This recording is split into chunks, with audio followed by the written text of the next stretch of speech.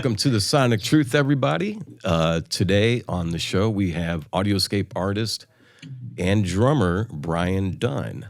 If you're unfamiliar with who this gentleman is, I recommend you research a little bit of his credentials. I checked you out last night, and wow, as a drummer myself, I am jealous of some of the artists that you've been able to play with. And specifically, how many years have you been with Daryl Hall and John Oates now? 14 years. 14 years. That's an amazing gig, man. I would love to play that style of music every day, all day long. So starting into it, I was a drummer, still am, haven't played as frequently as I'd like to.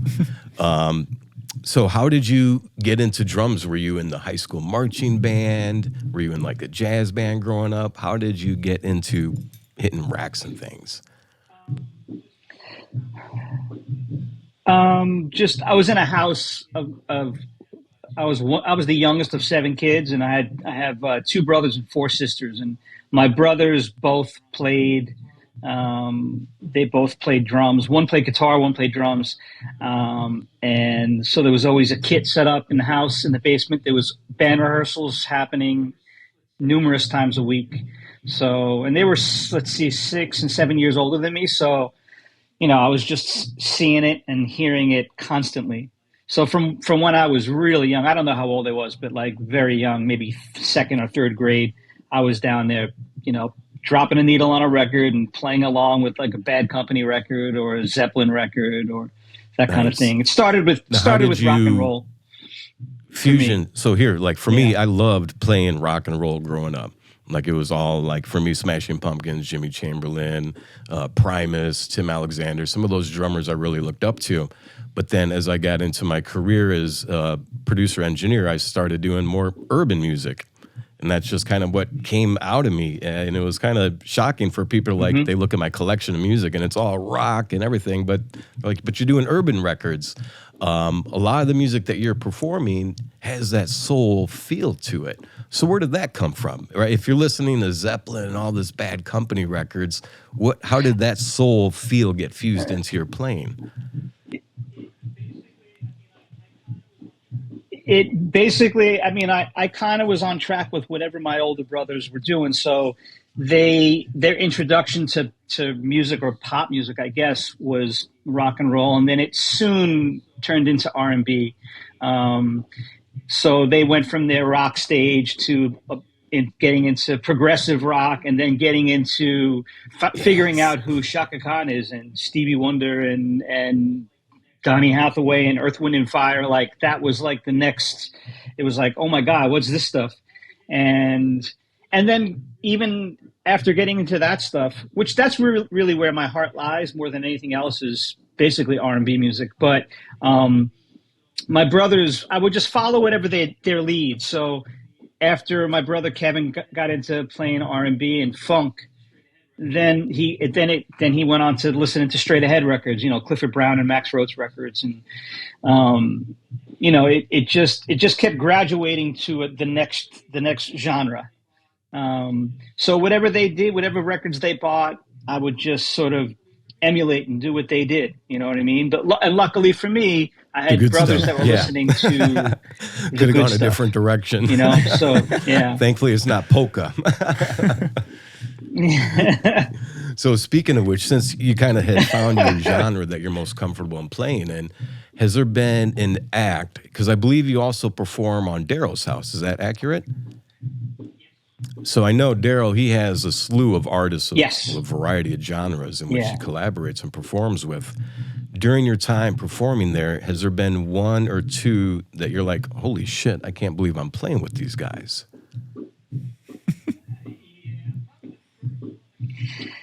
Yeah, probably the first one that comes to mind is, now I'm going to forget his name.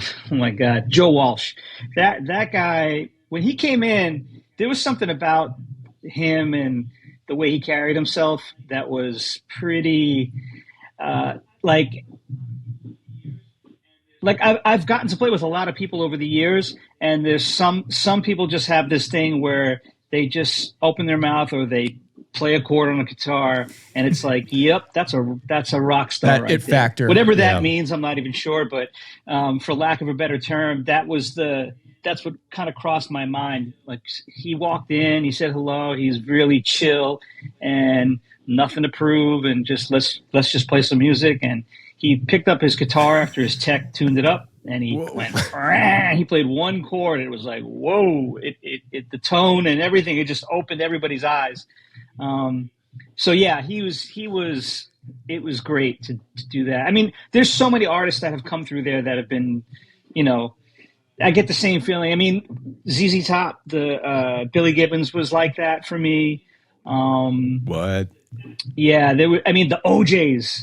That was the OJs are definitely up there too. Playing Money, Money, Money did as a it? drummer That is incredible. with the guys that did the song. That's You know, a dream it's come incredible. true right there. So, Money, money, money. But you know, it's Yeah. funny you mentioned Joe's tech tuned up his Yeah. guitar. I bet that guitar sounded, no offense to his tech, a lot different in his tech's hands than it did in Joe's hands. You know, and that's, I mean, that's something like everyone idolizes sometimes the tools, you know, and it's the hands, the it's person yeah, playing it's the people, you know, yeah, so, you know, yeah.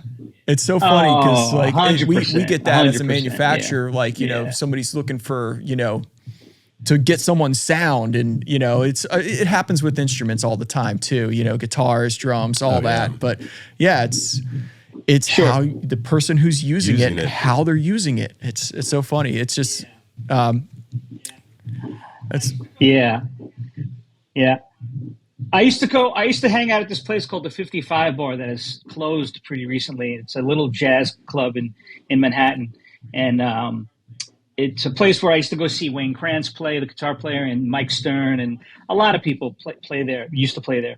And Mike Stern has, you know, he has that, it's such an identifiable sound. And every time that guy played, I would see there would be people from other countries hanging out, going to check him out while they were in New York. And every time I've seen him play, I would see some young person come up and take their phone and take a picture of the settings of his chorus unit or something. And it's like, yo, it ain't gonna work. You got to play. Unless you Freaky Friday with him, you know. Might as well. It definitely. I remember I was, you know, I'm a creature of the same, you know, I'm a suspect of the same thing. Growing up, I always would want to get, what's the drum sound Jimmy Chamberlin's using? I want to get that snare and all that stuff. But then you realize, like Chris said, these are just tools and it's what you do with them. So let's go back to your first drum kit. I know they may have been your brothers, but what was your first drum kit that you remember saving up money to buying? First drum set I ever had was a Blue Sparkle Slingerland kit. Whoa. 20-inch bass drum, a 12 that wasn't and a 14. a Sears kit that you got. 4-piece kit. You remember those back in the day? No. Yeah. Yeah, that was the first kit I ever had. It was a Blue Sparkle Slingerland kit. And as a matter of fact, I wound up getting a second bass drum. Oh, so dude, I had a that's little sick. double bass drum set, 220s, with a 12-inch like tom that. in the That's middle on a unique snare setup stand. right there. That's amazing. Now starting out right for sure. Oh, definitely. You know? Double bass for your first kit. I mean, hell, that's you had to have been doing some Slayer or something then with the double bass. No, and that's the thing, man. I got to say, I missed like the rock that I grew up in, like was listening to in high school was like Ronnie James Dio. Like that was the era of rock. That was like the hardest it got for me. And at that point I was in high school, so I was like starting to play along with those Clifford Brown and Max Roach records at that time. And then something clicked, and I went pretty, you know, I went pretty hard into playing instrumental music and straight ahead jazz for a while. And so then when the metal stuff came, it went right over my head. And I never actually spent the time to get it together. And now I see, after all these years, I see what these guys are doing, and it's fascinating to me that people, any genre, but I mean in that genre, and specifically when the bar really got raised with what these guys are doing with their feet, Well, you said you've been with Hall Oats for 14 years. I want to know how that started, actually. That's what I was curious about. And how you got that gig in general. I know you were probably grinding pretty much for a while before that. It seems like you were going pretty hard, working a lot before getting the gig. It seems because that's what you've been doing since, as well. Yeah. No, I mean, I was working. I kind of met them from another road gig that I was doing. I was playing with this band called Average White Band, AWB, and they're a funk band from Scotland. And we opened for Hall Oats many, many years ago. And the MD for Hall Oats at the time was a guy named T-Bone Walk, who was the bass player, sometimes guitar player, amazing musician.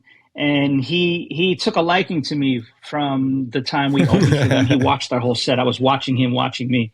And so we had a relationship that started at that point. And he was always like a super working guy in the New York City scene.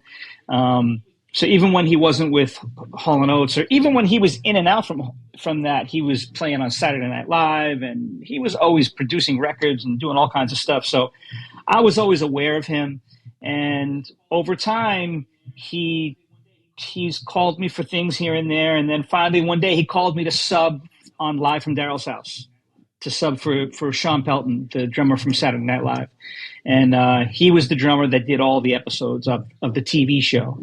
The rest of the band, the rest of the Hall & Oates band, is the band for Live from Daryl's House, except for the drummer at the time, because the drummer at the time lived, I think, in Portland. And they were taping this show they were doing one a month. And it was always taped literally at Daryl's house, upstate New York. So it didn't make sense to fly the guy all the way across the country every time. So that's why the whole band was there except for the drummer. So they had Sean doing it. And Sean couldn't make a taping, and I went in, did it. It went well. And then I became the sub for the TV show. And then shortly thereafter, the drummer of the Hall & Oates band I think he had to have a back surgery. So he had to miss a run, and I was fresh in Daryl's mind. And then I wound up subbing on the Hall & Oates gig for a couple of weeks. And then I became, at that point, I was like the sub for both the TV show and for the gig. And then as time went on, they just gave me both gigs.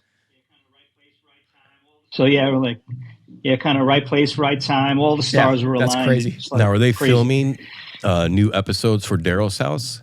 Will there be a new season coming? Yeah, we finished 6. We finished 6 episodes. They're like about to be released literally within weeks, I think.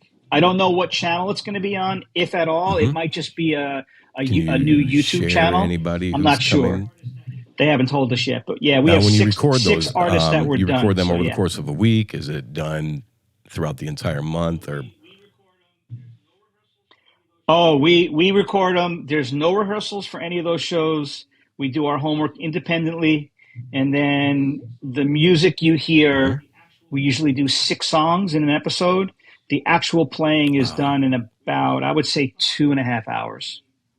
We don't start playing till usually 1:00 in the afternoon. That's cool. And by 3:30, it's usually done, because Daryl runs it in a way that's like he doesn't want us. There's no working on sections. It's just talk about the form you're going to play, and no matter even only if there's an absolute train wreck, don't stop for any reason, and play it from beginning to end. Then we'll talk about what went right and what went wrong. And then we play it again. And I would say, conservatively speaking, 80% of what is seen on TV is the second time we've ever played the tune. And as long as it's good enough that we can get through it, to Daryl, he doesn't worry about any loose ends. He worries, did it feel good overall or not? And if it did, we're moving on. You're going to have to live with it. That is great. And that's literally that amount of talent in the room. I'm sure it flows really nicely. Yeah, that's crazy. Second take. Wow. Ooh, yeah. Yep. We'll hire you guys next time. It's insane.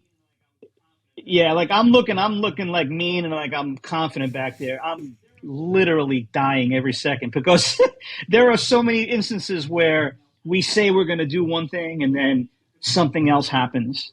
Like the form can change. There could be a double chorus where there was supposed to be a single, or a lot of little things happen. And as a drummer, like my job, I mean, in my opinion anyway, my first job is to create, a time feel for everybody to play on top of, right? But my very next job is pointing the band, like navigating people through the form of the music. So if we're coming up to a chorus, it's my job to do something at the end of the phrase to signify, here we go, we're going somewhere else now. And if that opportunity comes and goes, even if I play with good time right through it, I haven't done my job at that point. And when you discuss things that everybody's about to do, and some people do it and some people don't, then I could be setting up something that never happens, or something can happen and I never had the opportunity to set it up, right? So those things are happening constantly. So there are all these moments during these episodes where I'm like, oh, I can't believe it just happened. Oh, I can't believe I just missed that. And knowing that, like, man, as long as we make it to the end, Daryl's going to be like, good enough. Next. You're on high alert. So it's torture in ways. Like I've asked him, like, man, we have all day. We have all day. Let's just play it. Every time we play it, it's going to get better. And he's like, yeah, I know. I have no interest in that. There's nothing interesting about that. I'm like, what do you mean? And he's like, it's losing all. It's going to lose all its vibe. He said, I know who you are. You're going to he's like twisting his mustache like that he doesn't have. He's like, you're going to craft the perfect drum take. Every time you do a new pass, you're going to remember the fill you played in this going into the second verse. And you're going to try to add that to all this goodness that you keep creating as we play the song over and over. He's like, I have no interest in that. Like, play it now. Let's see if we can get through it. And then he's all about happens, the natural feel performance aspect of it. I'm like, wow. He's not so much about the rehearsing. It's just like a big jam session. Just come over and hear the stanzas, hear the bars, take the cues, and let's go. Now, has there been a time in which... Yeah. A lot of people say they'll do that, but they don't. A lot of people like to think that they would do that, and then as soon as they have the ability to mess with things, they take that responsibility. Like, oh, I can change this. I can change this. Like my drums are in everybody's microphone. Like there's not much that can be done. You know what I'm saying? So yeah, it's but I'm happy I'm doing it. I don't want it to make it sound like I'm complaining about anything. I'm so lucky that we get to do this, man. There's no one else that's doing a show like this, like literally in the world. It's great that he's able to bring along, like he had, I believe, like Wyclef Jean on there at one point in time. I mean, just to be able to see those two collaborate, something special, because you usually don't get that on records, right? You're not going to see that in a concert per se. So when people, now the place is in upstate New York, you said, where he performs. Now, did they turn that into, is it a restaurant now? Or Yeah, okay. It used to be, we used to do it in his house. Then he sold that house. And when he sold that house, around the same time, he bought a venue that was called the Town Crier at the time. And he basically completely gutted it out, made it into a restaurant and a live performance venue. And then aesthetically, he made it look like the inside of what his house used to look like, so that we can continue shooting there for future shows. Now, for the performance, when you're on there, for engineering, what do you like to use? I imagine your setup might be slightly different from a live performance setup compared to a recording studio setup. For your live performances, is there any piece of gear that you can't go without to have your drums sound the way they should sound for you?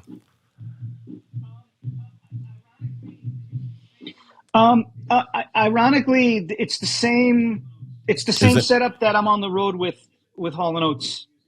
I know there's different microphones they're using, but no, it's the same kit. It's the same sizes, same heads. Everything is pretty much the same. So I mean, for me, you know, I wouldn't say I'm a caveman, but I'm down with, like, I like playing pocket and I don't play with a big kit, kick, snare, hat. 99% of what's happening on most of that gig is just pocket based. No need for a Terry Bozzio drum kit. I don't have a lot of toys and stuff. Now, have you ever had an opportunity to perform alongside another drummer? Like, has there been an instance, like back in the day, the Grateful Dead had 2 drummers, Frank Zappa had 2 drummers. Have you ever been in a situation where you had to be on stage with another drummer and performing? Yeah, but in New York, there's a keyboard player, this guy named Benny Harrison that I play with. He puts together a show, like we usually do it twice a year, where there's always 2 drummers set up, 2 drum sets set up. And I'm usually the main drummer, but then he invites all these other drummers to come and play. I know the one time I couldn't do it, Bernard Purdy came, unfortunately for me, so I missed out on that. But the last time I did it, there were so many drummers there that got up and played like a few songs with me at the same time. Liberty DeVito played a few tunes. Carmine Appice played a few tunes. The guy, what's his name? Oh my God, the drummer from Living Color. Yes, absolutely. That drummer. Well, you guys know who Living Color is, right? Okay, so the drummer, I'm shame on me for forgetting his name right now. He's so bad.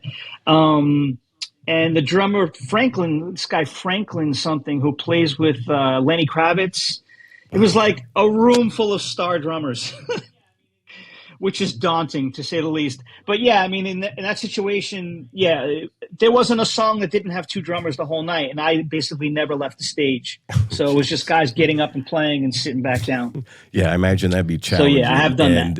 Because, certain drummers, they like to go in between and out of the pocket, right? Some may rush the downbeat of 1 on the turnaround. Some may be a little bit lazier on that. So I imagine the engineer running is like, where are these flams coming from? Yeah.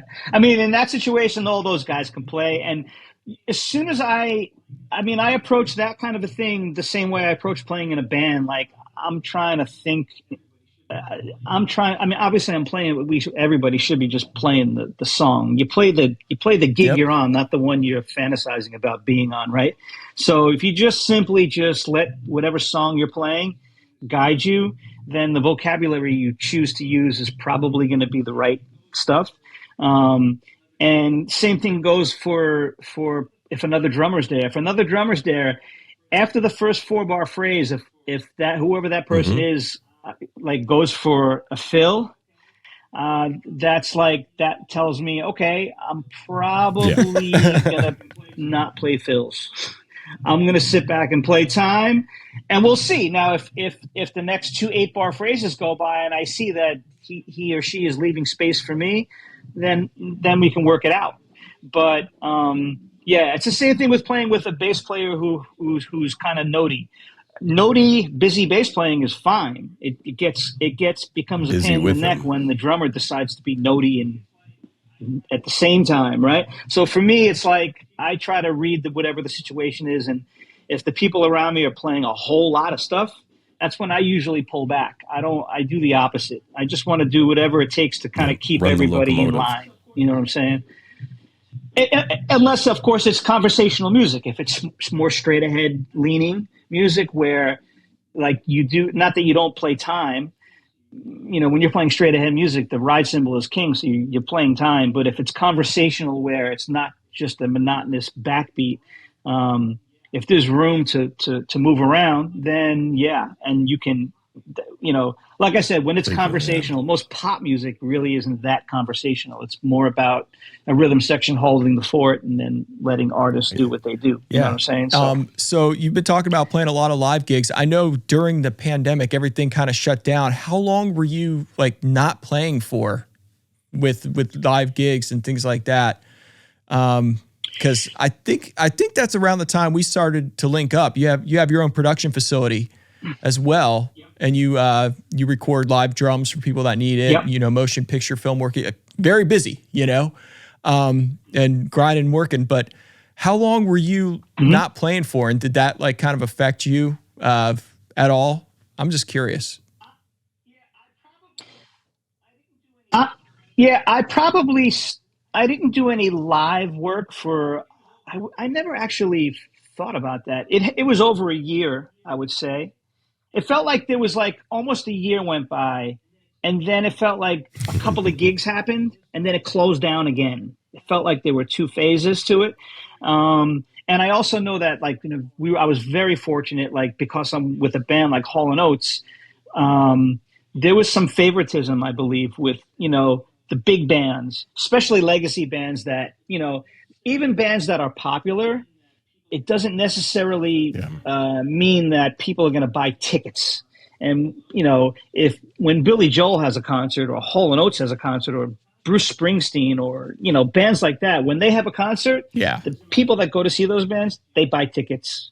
It doesn't matter if they had a record last year or if they're hot, if they're not. It doesn't matter. Yep. They're guaranteed revenue makers. You know what I'm saying? So I think, and because of their experience and how long they're in the business, I think that promoters hooked up the big bands like at the beginning when people came back, and it was, I think new artists were at a bit of a disadvantage, so they couldn't get out and hit the road right away. So I was lucky in that regard.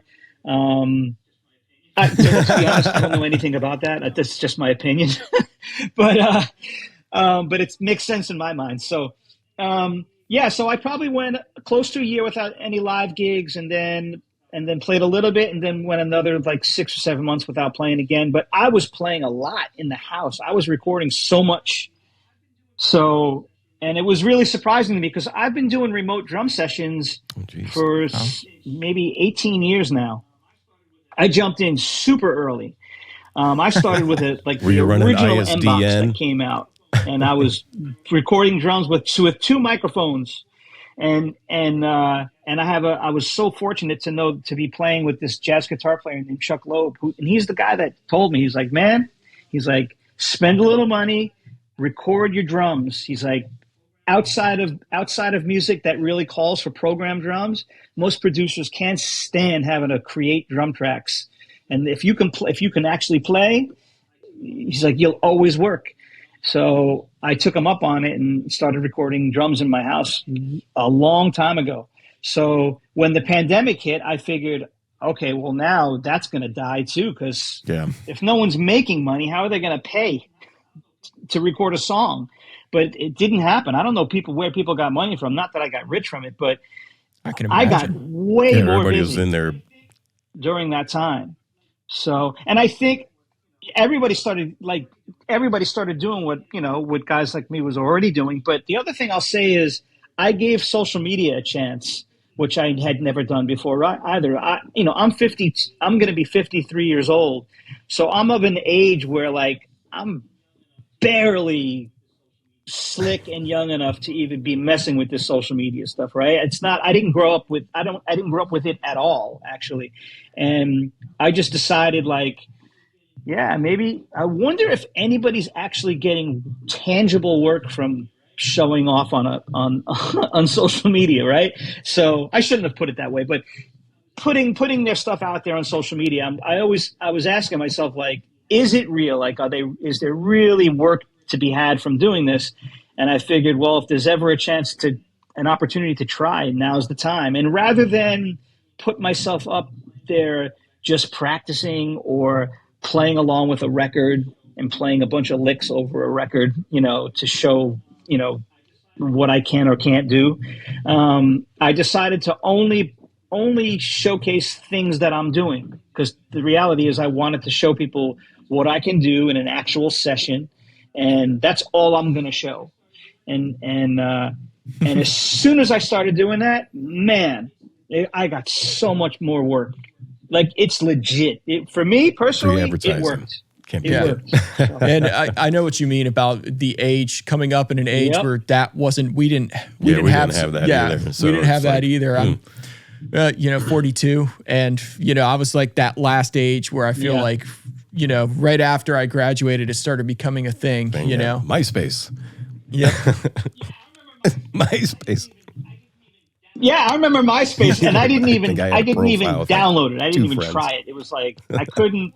It was so foreign to me. Yeah, And by the way, I don't know about you guys, but like to this day, even when I play on a record for somebody and I'm proud of it, there's still, I set the phone up and I play, and when I go to post it on Instagram, there's a little bit of bop right here as I'm pressing send Awkward. because I Yeah. can't. It Unnatural, feels right? so awkward. Like why?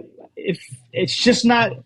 Yeah, it's like it's not that I'm not ashamed that I play the drums. Like it's not that. It's just something that just feels just doesn't sit right with me. You know what I'm saying? But I do it It's a anyway. cringe So moment it's for you every time. You're like,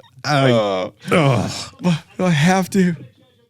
It is. I can't help it. And I don't want to judge other people. I mean, like I said, we're all old enough to not have grown up with it, but I can see people doing it now. I mean, and I see that their results can be had, but I always man, it's just say not if me. we didn't run a business, I wouldn't be on there. Social media, like it definitely helps from the business front. Just to the products we make and what you're doing, it's very visual. People, they connect with the visual aspect of it. So things like YouTube, Instagram, all that definitely very helpful. Yeah. And I did bring up that pandemic question just because we're in, I know you're up in New York, we're in Florida. So it was just like for us. what pandemic? We just kept going. Yeah. We had 1 month. Where we stopped. Everybody worked from home basically. And that was it. It was the month of May of 2020. Otherwise, we were just going. Yeah. And I mean, I'm not going to delve down that rabbit hole of what was it better or worse or anything like that. But I just thought, I know a lot of people in a lot of different states, they had a different experience as far as their work and how it was impacted. And, especially for touring musicians, there was a lot of people that, they started to, beef up their gear, and we were, we couldn't keep up. To cater to yeah, we couldn't keep up, and people were coming with pitchforks, and it was just like we're just a small company at that, especially at that time, we had maybe 10, 15 people, and now we have about 35 people, for instance, making everything, and like a lot, like 10 times the space that we had back then. So it's it was one of those situations where it definitely sort of became a reset, for a lot of people. And it's been interesting. I've seen, with your production facility and your videos that you've been posting, and I see you got like the EQPs you've been using, and you have this really cool compressor you were telling us about. I forget who made it. I think it was someone down in, It's a guy named Liciel he's from Brazil. He has a company called Forest Labs, I think. Yeah. I think it's called Forest Labs. I that just thing know him looks amazing, by his name. You were telling us about it, and you were. It's cool. How do you run? You have a pair of EQPAs. All right. Now, how do you go about? Do you run those on your stereo bus? What's your preference of those?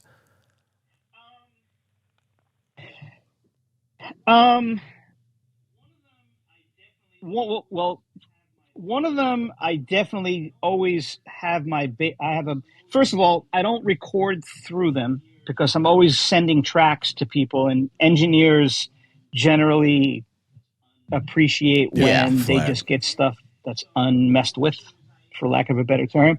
So, but what I do is I send tracks that are clean, and then I send my stuff out of Pro Tools and through the hardware and reprint the same performance. So I every single bass drum track that leaves my house goes through the EQ, and I do the low end trick, which is awesome. It can make any drum sound amazing. When I found out about that, I watched a video. I found out about it before I got those, but it was the thing that I was like, oh my God, if these things can do that, I got to have one. So, pretty amazing. So yeah, generally I use them for my kick drum, and I use one, I always send a snare track through it. And and then if they want, usually, again, I'm not usually in the position to record drums and just have the power to say, here's stereo drums. Because I'm really not the engineer. I'm the engineer that just happens to engineer my session, but I'm not engineering the project. So, I would assume, like anytime I use them on a stereo bus, that's then it's really amazing. But unfortunately, most people don't ask me for it just because I'm the drummer. You know what I'm saying? So they seem to really be suited for that, though. Yeah, even strapped across the whole mix. It's pretty amazing. Like, it's like taking the blanket off the speakers a lot of times, and just like, there's nothing like it. And I you know, before we started building them, before I started, it's so good. The first one I built point to point, using all original iron back then. That, you know, it might have been like 2017, 2018, and I never even liked a Pultec before. Like, just all my only experience with it was just plugins, and I was just like, what's all this hype about? not to knock any plugins, but you know, maybe they've gotten better, you know, but at that time frame up to, you know, 2017, 2018, I was still yet to hear a Pultec plugin that inspired me to actually want to use it, you know, either on any instrument or a bus for that matter, you know, especially when you start boosting high end. And as soon as I heard the hardware, I was like, I got it. I was like, okay, you know, it was just like, I understand why this is a must-have device. You know? A pair of them too. Yeah. No, definitely a pair. Yeah. So during a live gig, how many times have you broken your snare drum and your drum tech was not around? Man, I've never broken I shouldn't say this. It's like saying your computer's running well. But I've never broken a snare. Really? No, of all the 14 years? On a Hall Oats gig.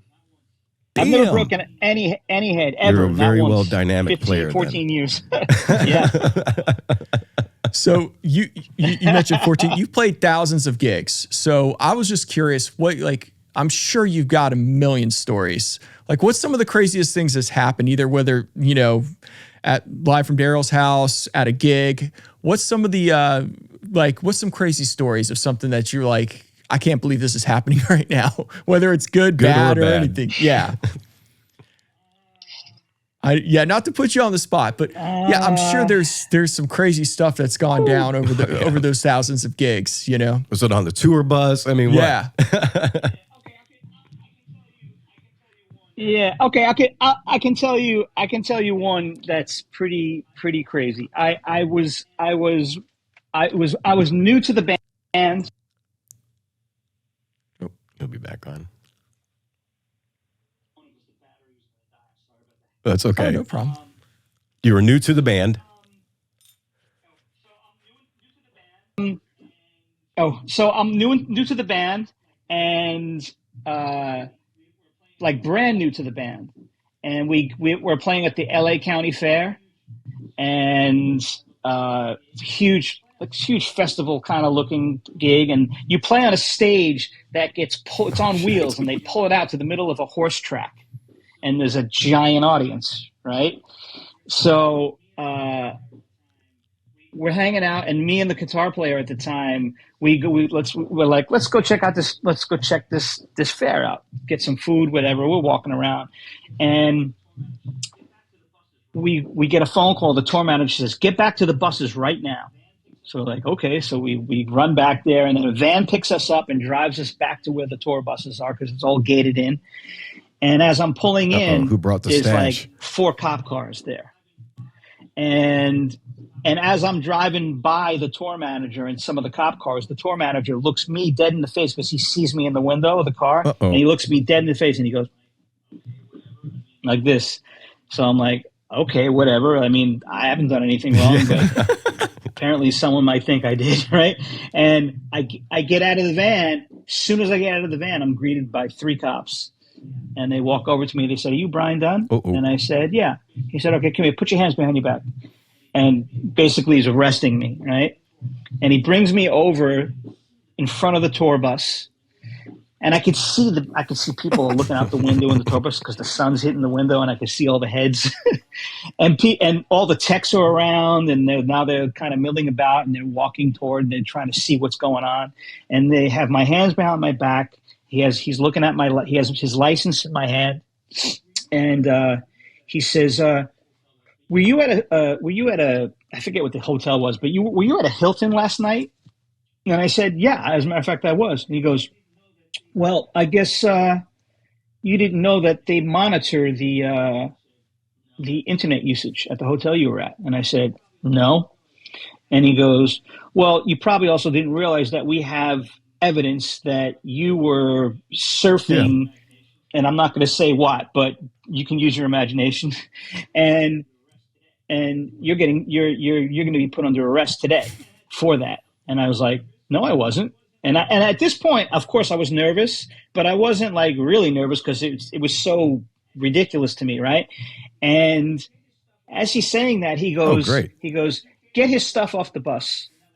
We want his suitcase and get his computer. So now they're pulling my stuff off the bus, and it's getting a little. Every second that goes by, it's getting a little more intense. And then the tour manager comes over to the police officer, and he says, "Hey, man," he's like, "This is one of the good guys. Like, this is obviously something's a mistake here." And the cop turns around and says, "Shut up!" Boom, and he pushes him back. And now the guy who's holding my hands, now he's gripping me tight. And now the whole thing's becoming like super scary. And right around at that point, they have a canine unit there. And they go inside the van that I had just showed up in. And the cop steps out of the van, and the dog is barking like crazy. And the cop goes, "We got him." What? And he's holding up a baggie with white powder in it. Like, "We got him. We got him." He keeps yelling that. And the dog is barking. And at that point, they fully put me under arrest. Now the guy's like, "We got a 632. I bet you were just shitting Brian Patrick pants. Dunne, New York." He's like reading my license over the radio, and now it's on. They are fully arresting me, right? And now I'm freaking out. And right at that moment, the cop goes, "And just wanted to say happy birthday." And he puts his hand out and says happy birthday to me. The whole thing was a gag. Did you find out who decided to put that up on you? So yeah, man. So this whole thing happened, but because of the tour manager. He basically, when they pulled into the LA County Fair, there were some cops there, and they were like, "Hey, our drummer, this guy's crazy, man. We want to mess with him. We want to play a practical joke on him." He's like, "Can you guys like make believe you're going to arrest him somehow?" And they were like, "Oh yeah, we can go all in."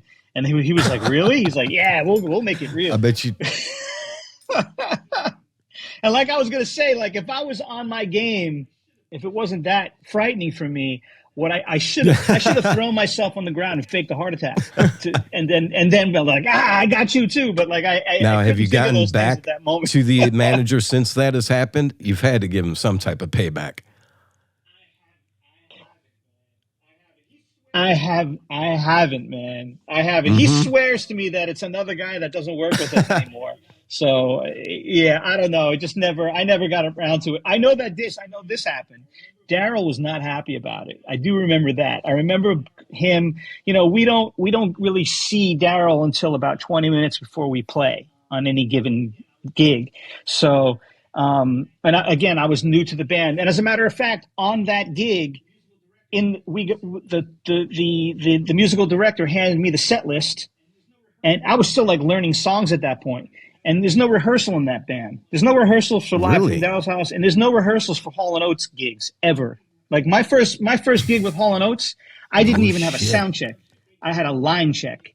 So there wasn't even a sound check. They gave me a gig tape and said, so you guys have never actually have had any tour practicing or anything of that sort. So not with them, zero. Absolutely zero. And like I said, not even running a tune in sound check. Like zero. Preamp, so you just got to do your homework and pray. I remember one of the songs that that was never given to me was Adult Education. Now I heard that song growing up, right? But I never played it, and I certainly never heard the live version of it. And we were 20 minutes from Downbeat after all this had happened on the same day. And I'm like, I'm like, Paul, I never got this song.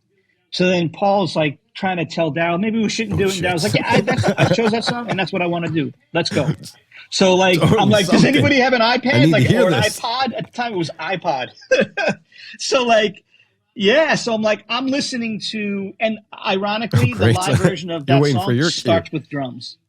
So like, I was listening to that song with earphones, like literally being driven to like the stage across a field. It's insane. That's Oh so man, that's two and that's crazy just when things you're in one first day. starting off Actually, with that. I bet you were just like, what in the fuck? It's gonna be like this every gig. yeah, it was crazy, man. It was crazy. I knew. See, the guy who pulled the gag on me, we worked together with Average White Band, so he knew he could pull it. Like, you can't pull a joke like that on everybody. Like, not everybody can Yeah. really hang with a practical joke, and I definitely can. You know, I can dish it out, but I can take it. So he knew that it wasn't going to be. He knew it wasn't going to go Wasn't awry. having But it. Daryl was like, I don't like that happened. He looked at me like he was sitting down. He goes, "Are you okay with this? Because I'm not okay with it." And I'm like, nah, it's fine. I know these guys. Like, whatever. It all turned out okay. He was not happy about it. No, thank you. But Yeah, that's definitely a crazy story. Yeah, that's Can't top that one. yeah, no, that's funny. So for hey, do you guys know? I wanted to mention the guy that hipped me to your gear. Actually, is an engineer in the New York City area. His name is Dennis Wall, and he got the opto compressor. I think he has two of them, and I remember him telling me. I don't know what we were talking about, but he was like, "Man, I got this opto compressor from this company, AudioScape." He's like, this companies make stuff that they try to make it like the whatever that's modeled after. He's like, yeah, there's this is the one, period. And it was he said it in such a matter of fact way, and I know him as such a great engineer that it's stuck in my head, and it made me go and start searching. And No, the name sounds familiar. We've probably chatted through email on that in the past. We chat with a lot of our customers. A lot of times they're on forums or they reach out with questions. We sometimes we small company, so we there's other questions like which 76 revision's the best for me, things like that. And we have to, a lot of one-on-one time with people. Like they might be doing something that, they might be steered in the wrong direction if they're looking for, I want a 76A for my jazz kit. Yeah, exactly. So actually, I have questions. I don't know if we have to do it off, but I have questions about the different versions of those 76s and what's beneficial for what you're using it for, like which one is where does there's obviously a little bit of an overlap. At the end of the day, saying? they're all still an 1176, but there's they are dramatically different as far as tonality goes, and the line amps are different, for instance, in all of them. So, but if you're looking for, sometimes people are turned off by the noise floor of the Revision A, for instance, the 76A, but it's especially the one we make, it's got more low end than people think. I mean, it's a bright compressor, don't get me wrong, but it's definitely, it's got a strong low end as well. You can use it on bass, kick drum even. We've, think our demo video has it on kick drum. Gives it a lot of snap. But looking for that. But the quietest one we sell is actually the Rev F, for instance, and that's like tight, punchy, low end, a lot tighter. The low end on like the Rev D is a lot woolier, big, fat, big bottom on the 76D that we sell. So they're kind of all over the map a little bit as far as, Yeah. And it determines really kind of like what sound you're trying to achieve, You could, like, I was jokingly saying, use the A on a jazz kit, but you could, realistically. It just depends on how you're going to use it and what type of sound you're trying to achieve. In my personal experience, I've always enjoyed the Ds on drums, per se. For me, they just always had this snap. They would always hug it for me. And the A, never really used it so much on drums, except for on a few occasions where I throw it on the snare more as like a parallel compression. And the Fs, I've had no experience with except for through an acoustic guitar. So I haven't tried those on drums yet. The Fs are great on drums. Are they? Yeah, I mean, the Fs and Ds are in particular really, most people gravitate towards those for drums. It just depends on what they want, especially with that low end being so different between the two of them. And the F is brighter as well than the D is a little bit darker. Mm-hmm. It's got that grit. Yeah. Okay. I'm amazed by, like, again, I've, for the first, 10 years I was doing this, I had really no outboard gear, just mic pre's and mics, and that's it. And I had never used compressors before. I really had no idea. And it's like, just, I can't have too many compressors. I want more. I have to get them, but it's an instrument. It's unbelievable what you can do with a compressor, man. Oh my God. I feel like I was in the dark all these years. Welcome to the light. Incredible. So yeah, I mean, as a drummer, feel like they're some of the most misunderstood devices in a lot of ways, and they're in essence a tone shaping tool just as much as their general function of compression and limiting. And going back to the 76s, was there a specific question you had in particular for your? No, I just wasn't sure about with the 1176s you guys make. I knew that there were 3, and I just didn't know.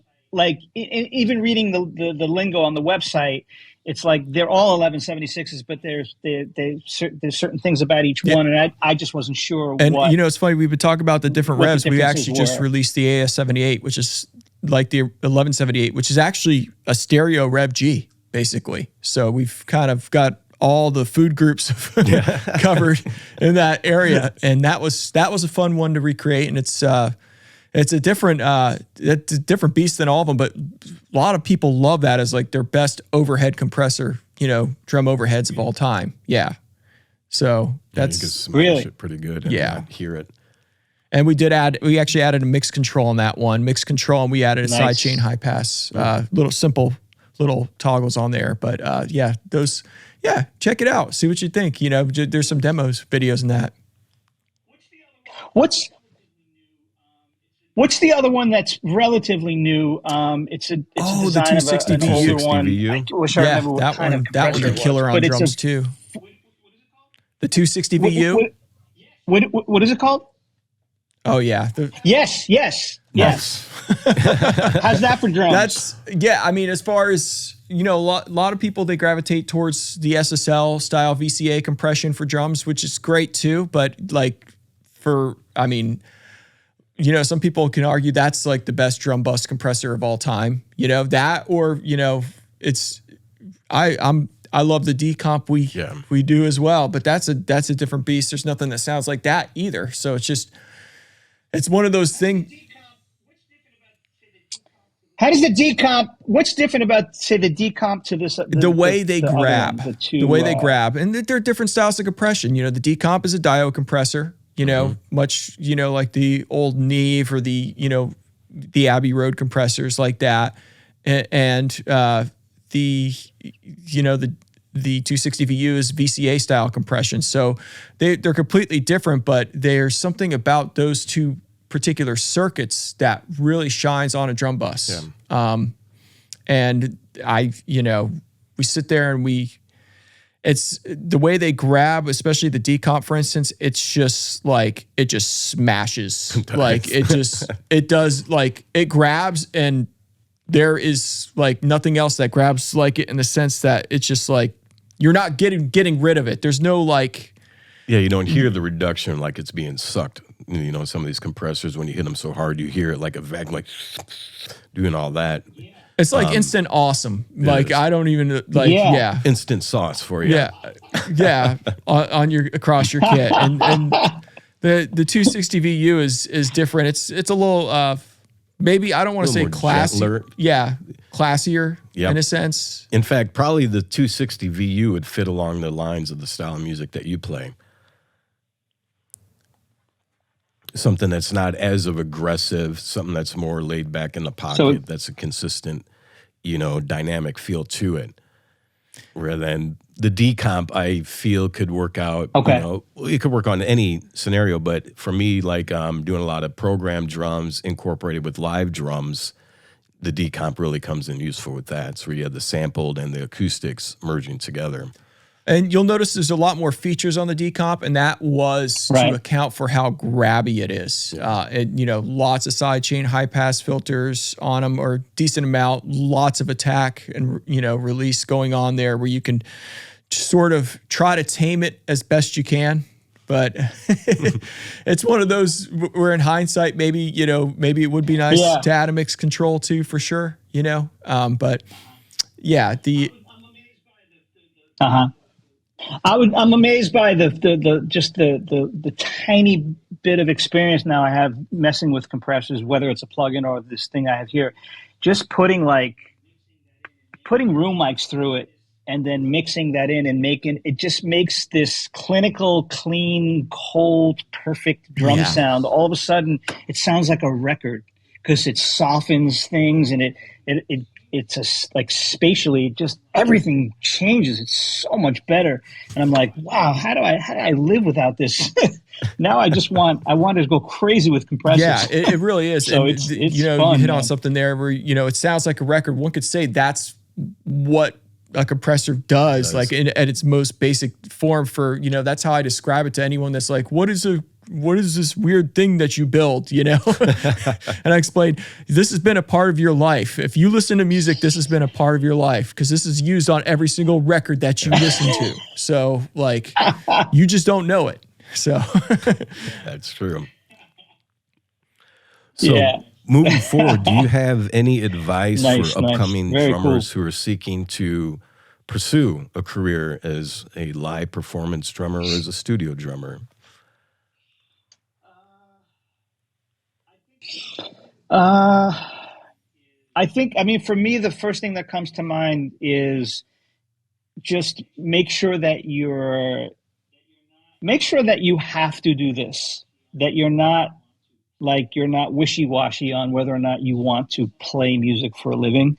Like, it should be something that you just absolutely have to do it. Because there's a really good chance, even if you're lucky and excellent, that there's going to be a lot of down times. It doesn't mean just because you're good that you're going to be doing well. So you better love it. So that's the most important thing for me. Because if you step back and look at, the life of a musician, it's insane. It just doesn't make any sense. People are not even buying records anymore. There's not even much value in it, it seems. I know it has value, and to me it always will. But it just feels, from a financial standpoint, it's insane to choose this. Who chooses this? But the people who usually choose it are the people that it chooses them, and you have to do it. I never thought about making a living playing the drums for 1 second in my life. I never considered it. It was just something that I did. I was always driven to just do it. I never actually tangibly thought about it. Okay, I'm going to make a living playing the drums. It didn't even get to that point. It was just like, I'm playing, period. So yeah, assuming you have that, the only other thing I can say is, it's like, it's hard to make a living if you don't have your hand in a couple of different baskets, I'll say. That's not to say that you should be someone that plays 18 different genres at a mediocre level. I'm not saying that. There's got to be times, there's got to be a lot of time put into, getting into very specific genres. And you better be really great at one thing so that people can identify you and you have a thing that sets you apart. And at the same time, have your hand in as many things as you can, whether it's recording music, whether it's playing weddings on the weekend or playing. I'll do a tour and play arenas and come back, and the next day I'm playing in someone's yard for their wedding. I don't care. I'm grinding. I'm grinding every step of the way, and I operate like I'm very lucky. I have a good gig, so but I operate like I could lose that gig tonight. So if I'm not in people's mind, people start to assume when they see you doing good things that you're not available anymore. I make sure people know that I'm always available, even when I don't have to. I'm still going to do the $125 gig at some basement club in town. I'm going to do it, Yeah. especially if the music is good. I'm definitely going to do it. But I just, you got to keep you need to keep your name, and people got to know that you're around. Yeah, sounds good. No, that's great advice. You got to keep the foot on the gas too. Yeah. Like the same thing that got you to where you're at, that's what you have to continue to do, And yeah, you're right. I mean, you got to be, to play, it is a crazy thing to play music in today's day and age. You have to be born to do that at this point. There's no, maybe, 30 years. Part-time. Yeah. But no, that's excellent advice. Good deal. Well, Brian, how can people get in touch with you? What is your Instagram feed that we can check out? Yeah, as you can see, like the website said, I've been the drummer for Hall Oats for 7 years probably, but it's been 14. So I'm not on top. I'm not exactly on top of that website. Instagram and Facebook is the best way. But yeah, the website too. At least I get emails via that website. So, and that's how I'm able to keep this, the studio going. And nice. Actually, I'm happy that I'm downstairs now, so you can see my. That looks familiar. I've